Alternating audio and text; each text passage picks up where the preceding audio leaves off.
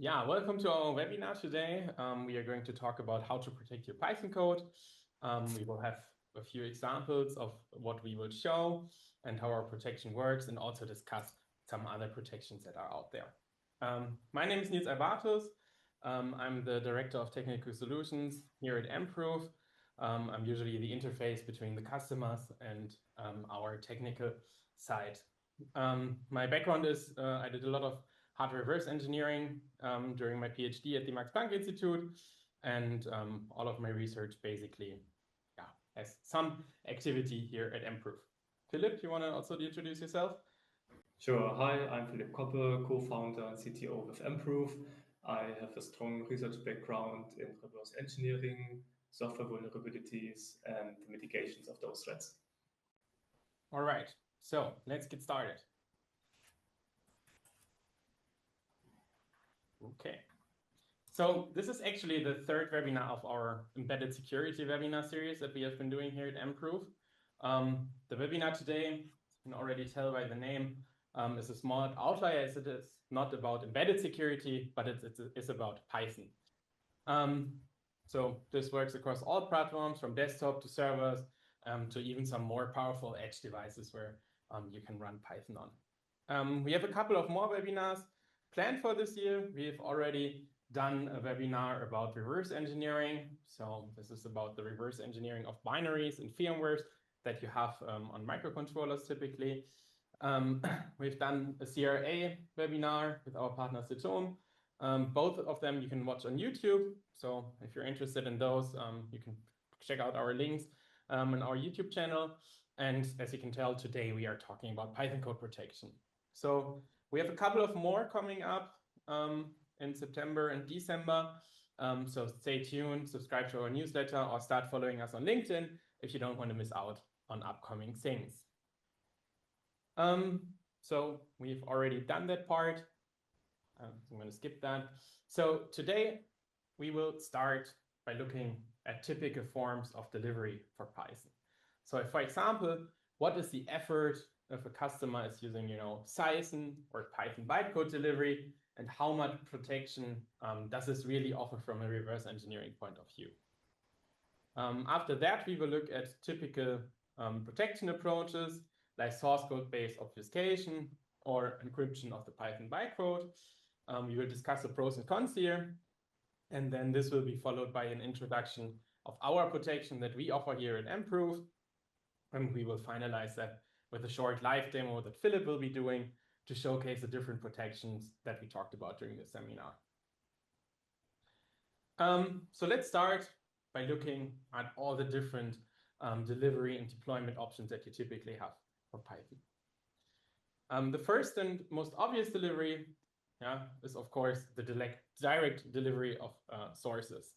So as Python is an interpreted language, this is one of the most typical deployment methods out there. But this also means that the other parties, or your customer or whoever you're delivering the source code to, does directly have access to the source code. So you can directly start with a reverse engineering, which is not ideal. Another method is to deploy compiled Python bytecode, and this is usually done by compiling the Python files, so your source files, into so-called PyC files, which does enhance performance slightly, since you have optimized Python code, Python bytecode, and it also obscures the original source code a bit. But we will look at some tools and methods out there that are kind of able to go back to a source code like representation, which then doesn't offer that much security as well. And finally, you can use Python, which then translates your Python code into compilable C code. In most cases, this heavily improves performance, but you usually have to do a lot of messing around with your source code to make that work. You have to change some types and so on. So you're losing a lot of the flexibility that Pythons usually offer, and you cannot just compile everything out of the box because you have to make these adjustments.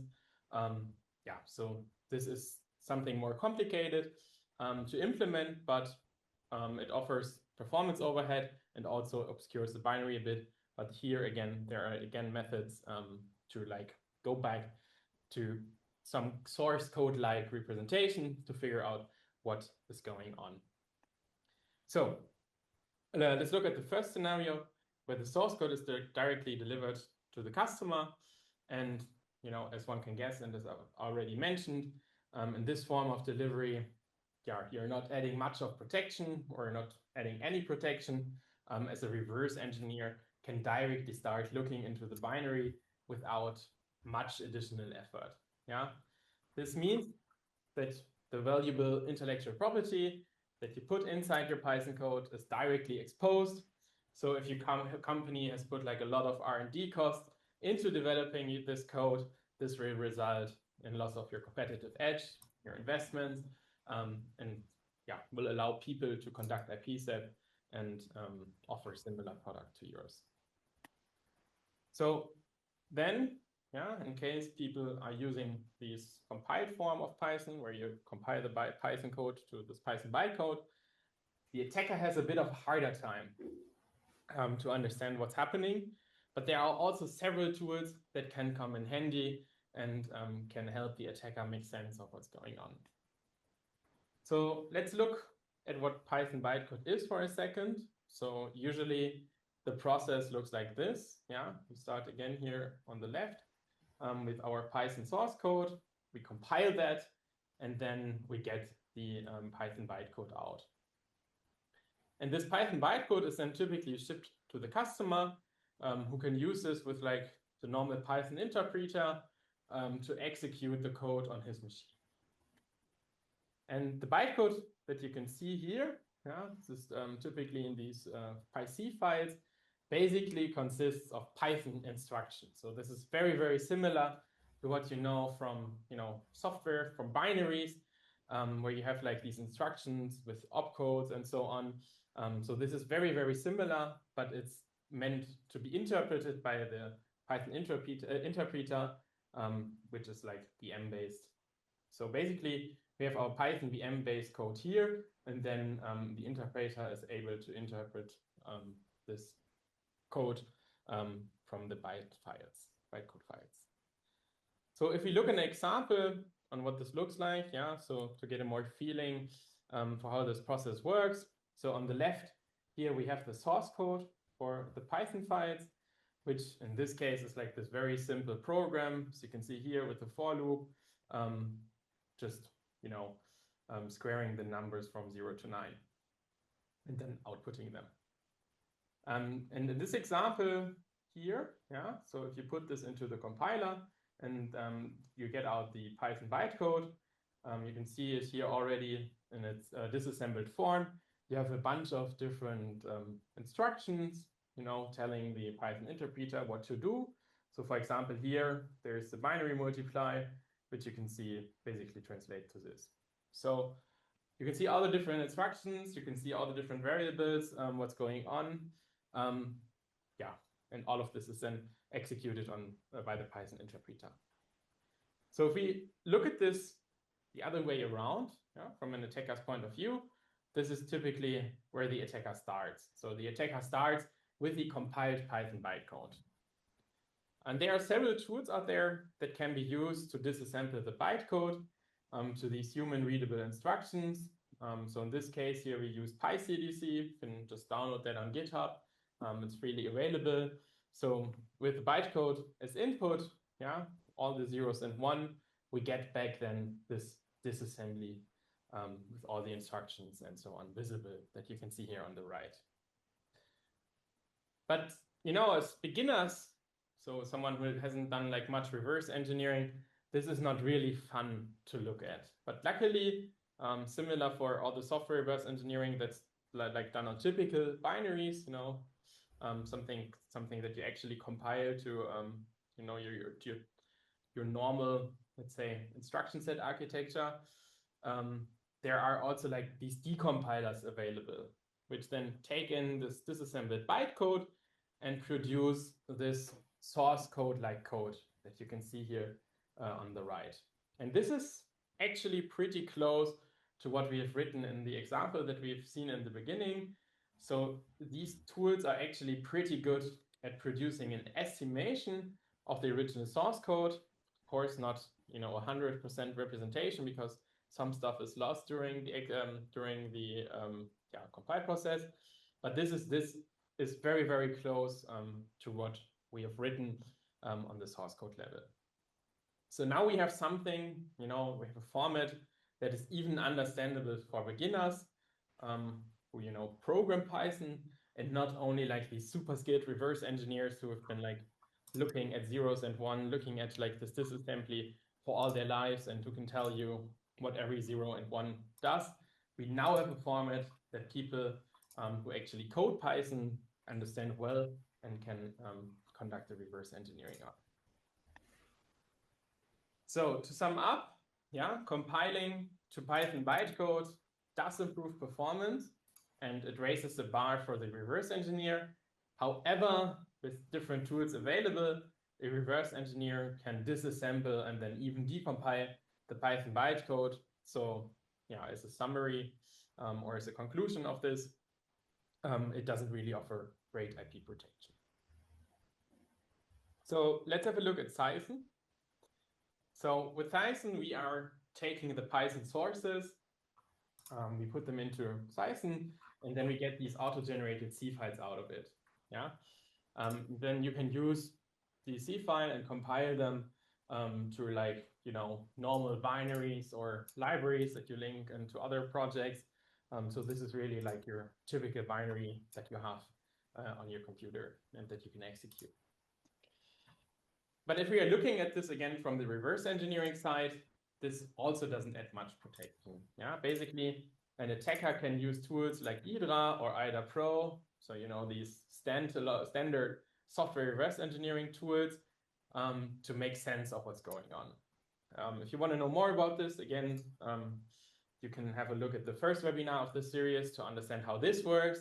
But as a general rule of thumb, yes, reverse engineering is still very much feasible, but it is definitely more annoying, as you have to look at a lot of auto-generated code, which always adds like an extra level of obscurity, but it's still feasible to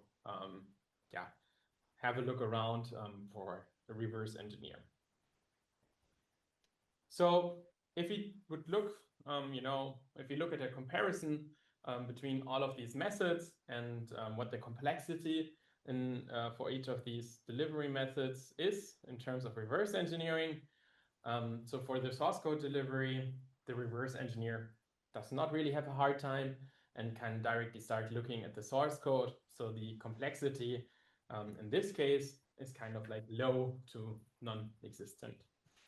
When we are looking at Python bytecode, the bar is higher, but with different tools available that we've briefly shown and that Philipp will show in the live demo later, such as the decompiler and the disassembler, the process is still very, very feasible. So we would rate the complexity here from low to medium.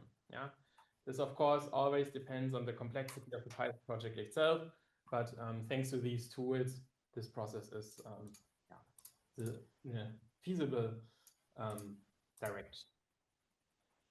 And finally, we looked at Python, and here the complexity is definitely higher, due to the auto-generated C code, which adds another layer of obscurity, but it's still very, very, very feasible for a reverse engineer to look inside all of this. All right, so Philipp, you will now talk about the different Python protections that are out there. Yes, thanks, Nils. So now we want to have a look at, not coincidental protections, but actual tailor-made protections for Python, or rather some classes of protections out there. For example, there are a couple tools out there that do source-based obfuscation, and they directly work on the Python source code, and is very comparable to JavaScript scramblers and JavaScript obfuscators, for example. I think the main drawback here is that even in the protected file, all the information is included that is required to descramble it or to execute it. And this is an intrinsic disadvantage, as attackers have the full information, and it's just a matter of time and perseverance and resources to deobfuscate the file. And typically, that's not even the purpose or the goal of attackers, but rather the idea is to reverse engineer specific detail, and this can usually be done pretty easily, especially if you use debugging tools. Debugging is not prevented by source-based obfuscation. Typical techniques here are identifier renaming, like variables and function names. Opaque predicates are small if-then statements that always evaluate to true or false, and the other edge is not it's not meaningful to the code execution. Um, the opaque predicate can of course be quite complex, but if you use debugging, then you see the trace, what routes being taken. String encoding, of course, and usually these obfuscators make use of quite a large set of language features to try and confuse the reader pretty much. But yeah, as a summary, I would say that they provide maybe a medium level of security, because all the information is provided in the file itself. It's just an intrinsic property of this protection class. Now to the encryption of bytecode or source code. There are a couple tools out there, like shareware tools on GitHub, for example, and they typically encrypt the bytecode, even though source code will also be possible, but it's more practical on the bytecode level. The idea there is that either with a native language extension feature or just by putting it directly into the Python files, they decrypt the bytecode or the source code before it gets executed or passed to the interpreter. Usually, this is done either with hooks that decrypts the bytecode before it's being passed to the interpreter loop, or it's being done with the execute like exec language feature of Python, where some decrypted bytes or code is being passed to these functions. The weak point here is definitely the decryption key, because at runtime the decryption key needs to be present somewhere, and an attacker with some perseverance, he or she will set a breakpoint at the correct location, and then not only be able to receive the clear text, but also the decryption key. And depending on if the decryption key is reused and how much, they may even have an easier time with other Python files as well. So I would say this provides a fairly low bar for attackers, especially if they're motivated at least a tiny bit.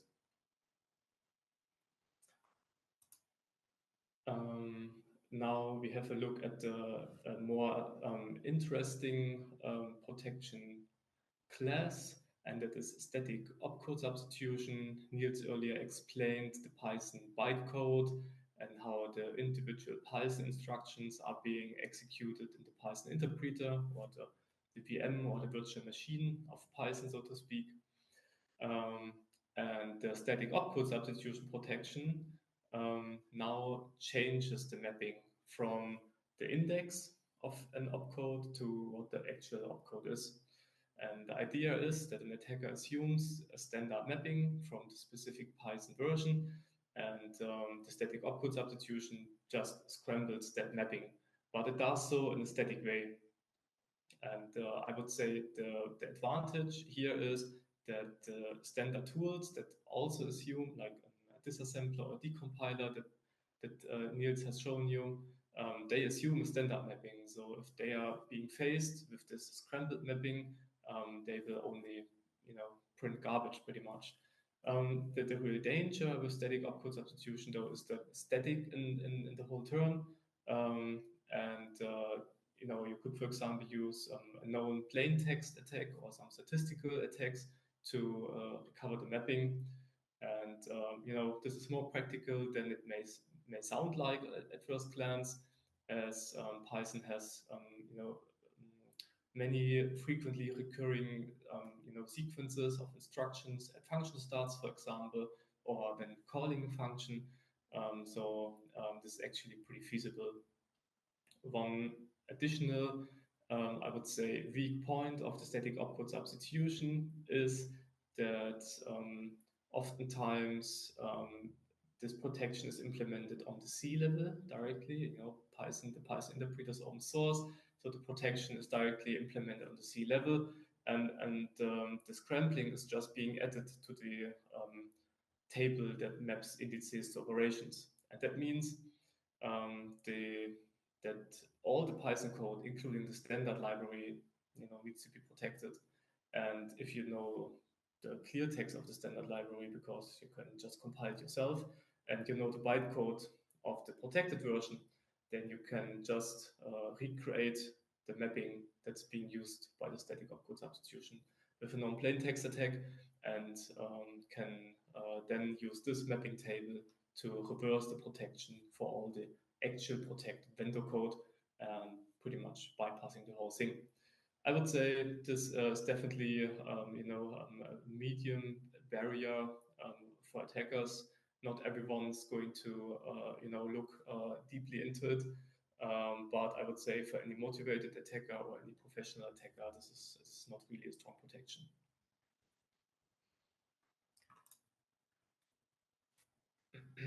Now we of course also want to see how the Emproof Nyx Python protection works, and of course what our differentiating factors are, especially with regards to the other classes of protections and how to attack them that I just described. So first, the high-level overview.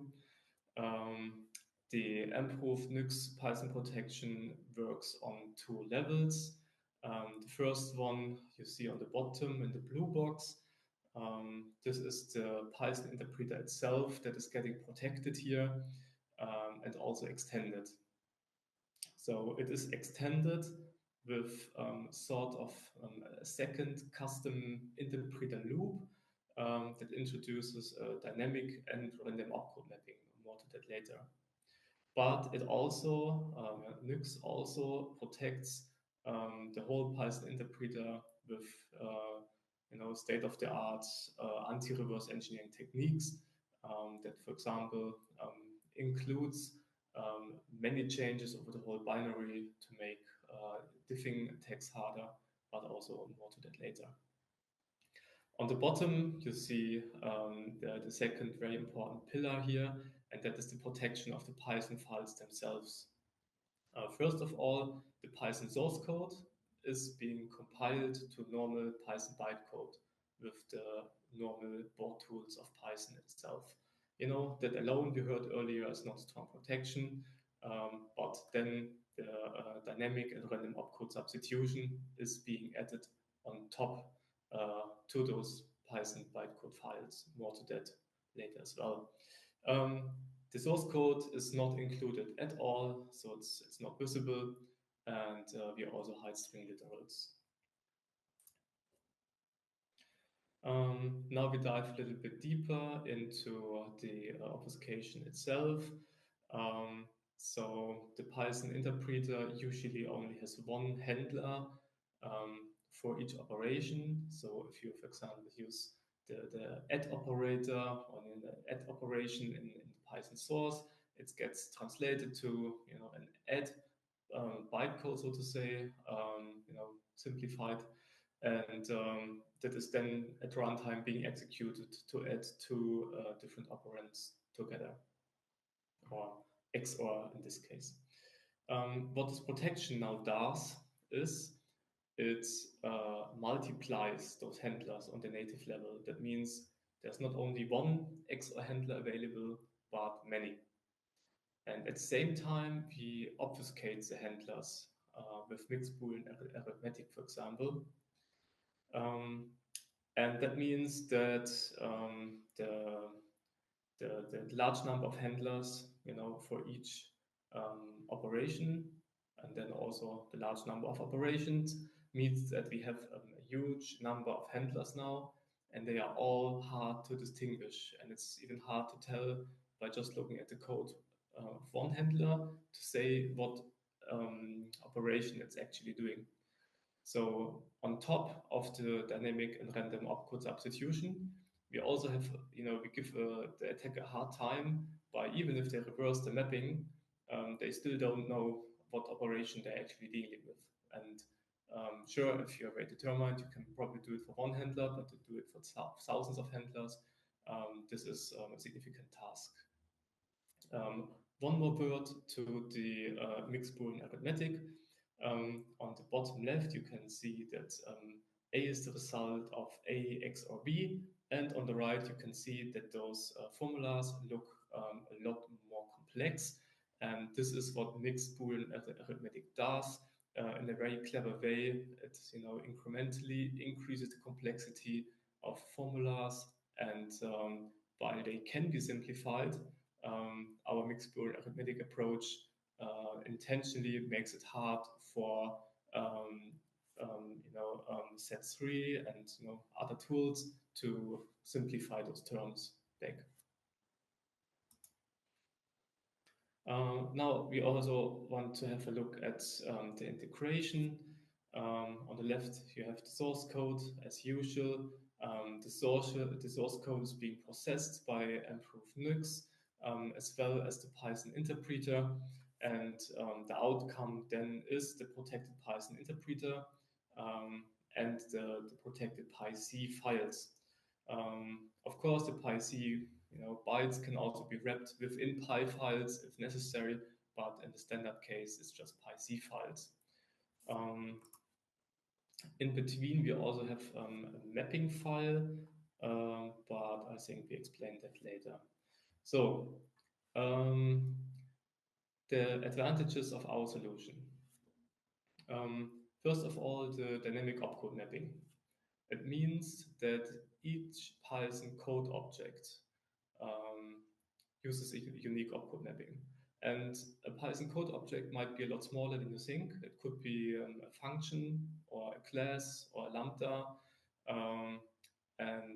One Python source code file or the corresponding Python bytecode file like PyC usually contains many different Python code objects. And our fine granularity on Python code object means that it's even harder to do statistical analysis. Of course, it also prevents known plain text, as even if you had a plain text clear text pair for one file or for one code object, you couldn't use that information on another one.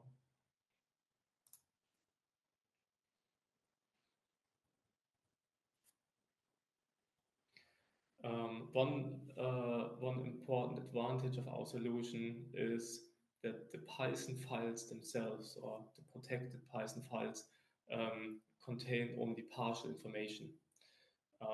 So they don't contain how the dynamic opcode mapping resolves at runtime, because that part of the information is contained in the Python interpreter, and it's well protected over there. And that means that if an attacker wants to,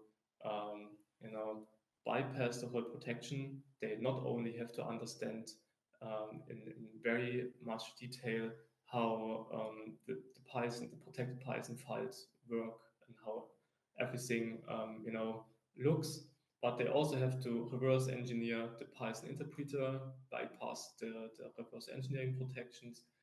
They have to reverse engineer the dynamic opcode mapping. They have to, look at the different handlers and determine what their functionality is, then go the whole chain and, painstakingly reverse what the original Python file was. Without the Python interpreter, they have no chance. We also incorporate a secure dispatch mechanism.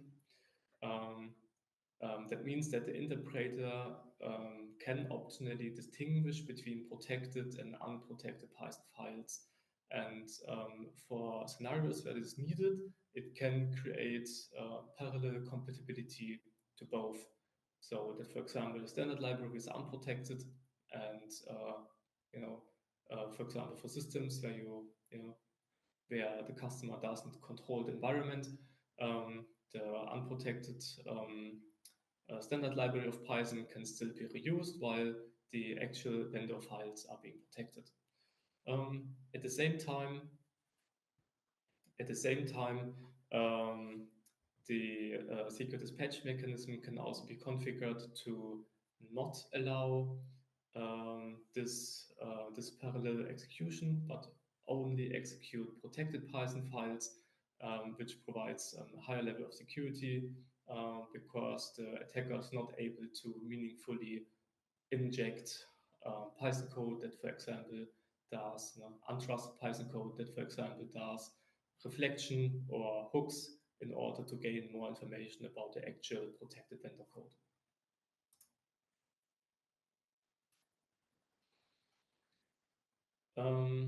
Yeah, I've already slightly talked about this, but the Python interpreter itself is also protected with countermeasures against reverse engineering. One example is control flow flattening that's being spread over a large part of the whole interpreter and most of the functions. It's also the protection is also randomized. That means that even if you have either by Python itself or by the protection, incremental changes on the binary, they are very well hidden with a lot of noise of the random control flow flattening. So diffing attacks, binary diffing attacks are being made very complex here. We can also add anti-tamper, anti-debugging, and even device binding features to the protected Python interpreter. And this can be configured in the configuration file and can also be defined by customer requirements, by the use case, and so on. And yeah, this generally significantly increases the difficulty of reverse engineering of the interpreter, which is a vital step if the attacker actually wants to bypass the whole obfuscation.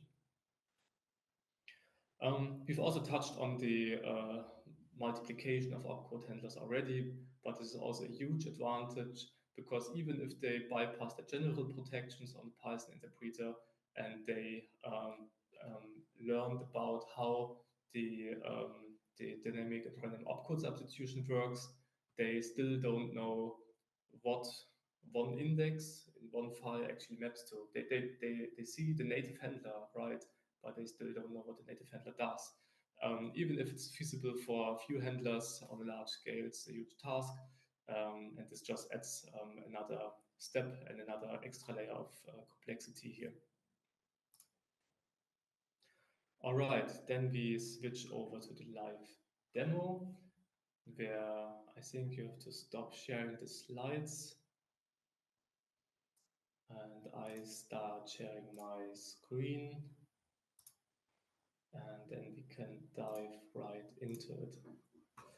So first of all, we want to test a few tools and features and see how Python bytecode looks like if it is not protected, just to showcase that this alone is not a feasible protection. And in the second part, we will protect a Python file with the Nyx Python protection and see what the difference is. And finally, we will conclude with running a portion of the official Python test suite to showcase that a large set of Python language features is actually supported. And we will also have a look at what the overhead is going to be. All right, so we start with this quicksort test file that we use for demonstration purposes. It's really just a quicksort algorithm, then some testing and invocation. First of all, we start the Docker container that we are going to use today. And now we compile the QS, the quicksort Python file to bytecode to see how it looks. I need to go into the, one sec. So there we go. Now we just visit the Python file and we compile it like so. Now we copy it over to the native file system.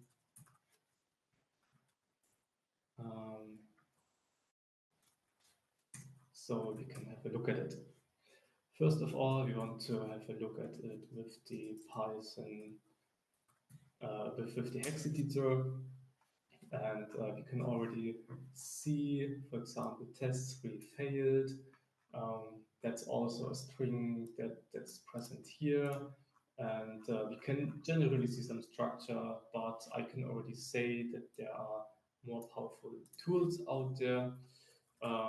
But we can also have a look with strings, and we see all the strings that are being used in the file, even though it's compiled.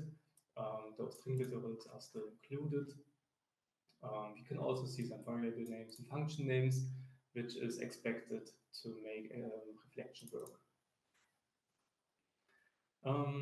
Now we want to have a look at the same file with the Python disassembler. And this is a very cool open source tool that is publicly available on GitHub.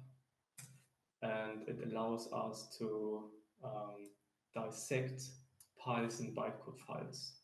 I'll just scroll to the test quicksort function so we can have a look. And we can already see all the names, the variable names.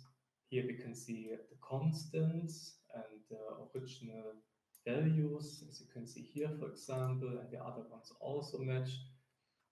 More strings, and now, most importantly, here we see the Python instructions. The first few instructions, just to give an example, they build a list, they load the constants from the constant pool, they extend the list, and they store it in array1.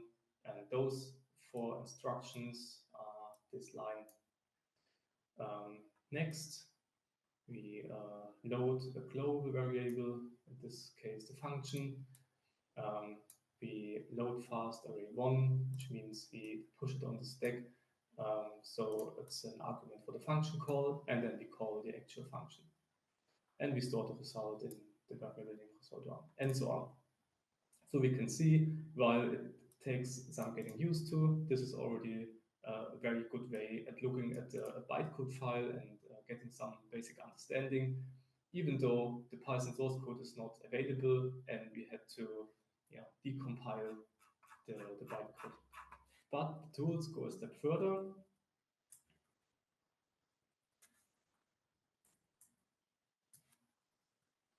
And they actually contain a decompiler as well. And here you can see the start of the output. And if you compare the quicksort functions from the original and the decompiler output, you can already see of high quality the decompilation tool is, and how strong it is in giving the attacker a very close to the original source code representation, which makes it very easy for not even reverse engineering experts, but for normal engineers who know Python to infer what the meaning of the original code was, right? So I think the conclusion here is very vividly that Python bytecode compilation alone is not a sufficient protection against reverse engineering. But now, of course, we also want to protect them with Nyx Python and see what the difference is. First of all, we want to see how a command line looks like that actually does the protection. And it just looks like this. In this case, the Docker execute is just because it all runs in Docker. And then we just call this Python helper script, which is part of the protection suite. You have this command line argument to remind you to only run this on copies of the files, but not originals, because the original files, the files, the Python files will be deleted. That is for security reasons, so you don't accidentally leave your Py files with your protected PyC files. Now we just pass the Python file we want to protect, and here we pass the mapping file. The mapping file is actually very sensitive. It should never leak out of your organization or to the customer or to your customers, because this mapping file includes all the secrets, so to speak, that are also included in the Python interpreter in a protected manner. And this file is just plain, so it can be used by the protector script to protect your Python files. Actually, let's also have a look at how the Python mapping file looks, just for reference. This, of course, is now just it's not beautified, but whatever. It just contains lots of data, lots of indices, and how the dynamic and random opcode substitution looks. We increase the value space for the actual opcode lookup, and this pretty much contains the indices where a valid set of opcodes is in the huge table, so that each individual code object can pick one during the protection.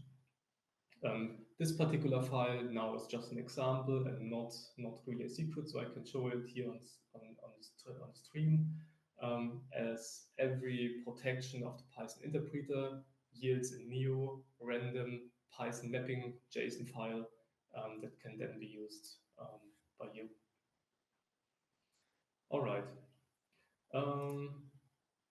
Now we want to do the actual protection, and we will just say make protect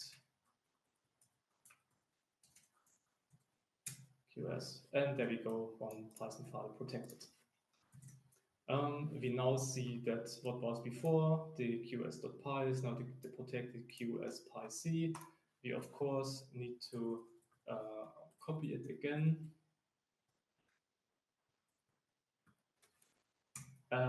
So we can dismantle it. First of all, we want to use the hex editor, and what we want to see is, let's open the original file again. For example, that we don't see those strings anymore. And if we have a look, we indeed don't see them anymore.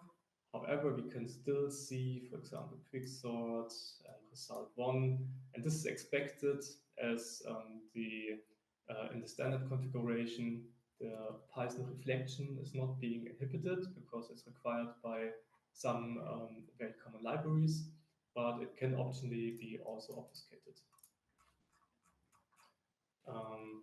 Let's also use strings on it. And here we can see that none of the user strings are actually contained. But we don't want to trust the generic tools. You also want to try the specific tools, right? Like disassembler. And we use it on the right file, of course, as well, like so. And we see that the general structure looks similar, but if we want to have a look in a more detailed manner, we will see differences very quickly. So this is the same test quicksort function that we also had a look at earlier with the same tool, but just on the unprotected files. Here we can already see some protected strings. Like here, for example, we don't see the original strings anymore.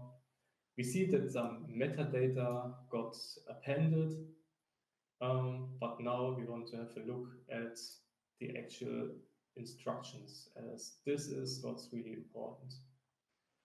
So let's have a look. We see build list makes sense, load constant makes sense. Now it says store fast, which is already invalid in this context. It also has an invalid index here in the end. Now it says store attribute, which doesn't make any sense in this context. Build slides, call function is the same. Store fast result. You can already see it is it is very obfuscated. It doesn't make any sense. Even the sequences don't make any sense, nor do the operands. And we also see that from time to time there are invalid instructions. Now we of course also want to use the strongest tool that we got to know today, which is the Python decompiler, CDC. And it pretty much just detects, oh shit, we found some invalid opcodes and it doesn't know how to deal with it. So it will abort very early. And as the whole opcode mapping is very random, it was also now new to me how it will look like. And sometimes the first few opcodes, they may lead to something which might make sense, and then the decompiler will also print, maybe a few lines and then abort with an error. This can always happen, but rest be assured that even if randomly there are some sequences that make sense, they are not useful to an attacker. All right, now we also want to run the test suite. As this takes a minute or so, I will run it first and then start the explanation. So this is a subset of the Python test suite that is there to showcase language features. It's a subset selected to run in a reasonable time. It should be less than a minute. But we also want to have a look at the Python script. So you don't need to take my word for it. You can see the Python files here on the left. And you can also, look into one file, and you can see that it, makes use of all kinds of language features.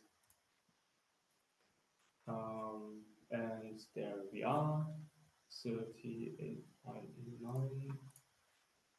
and we want to load it down, 38.9, to compute the overhead in the end. Now we want to protect the whole Python test suite to showcase that we can not only protect individual files, but we can also protect the whole range of files. The protection takes a while, as it's over 100 Python files that are being protected here. The script works with multiple arguments of folders and files, and it will protect every file, and it will protect every Python file it will find in this folder recursively. And any second now, we should have to protect the Python files, and we can also look in the Docker container, for example, that this py file was already replaced by the pyc file, now finished, and it will say how many files it protected.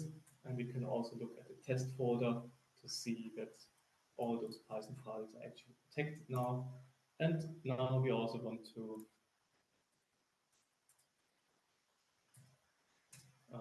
run the protected version of the test suite. First of all, to see the compatibility.